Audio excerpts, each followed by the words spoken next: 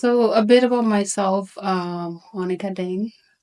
I have a bachelor's in business marketing. So when a friend of mine mentioned that there is an opening for Pan-Canadian Voice for Women's Housing, I shared my resume, and then a few days later, I'm managing it or coordinating it.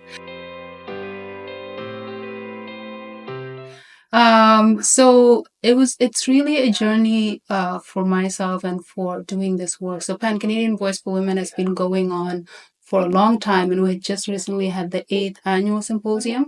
It involved bringing all those women together, as well as building capacity for them to use their voice. Like, we have power in our voice, and we tend to forget that as women and gender diverse people. I think Pan Canadian is that space and that tool that let women use their voice. I will start with the theme of the eighth symposium. It says housing is a human right, and that is what it is. For us to come here, it's a network of a lot of women led housing organizations, nonprofit across Canada that sat together and convene to build a Pan Canadian Voice for Women's Housing.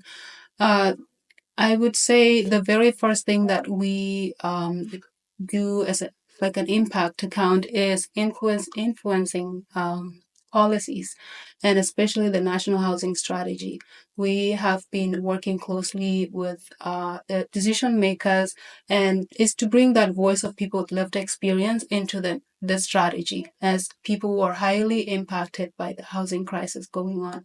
We do have that component going on, as providing that feedback, as well as setting priority of what to do with the funding policy, all that. At the same time, we do encourage a using your voice as a woman, as a marginalized person, knowing your power. Your voice is your power, and going out there and using it for a better change for the housing in our case.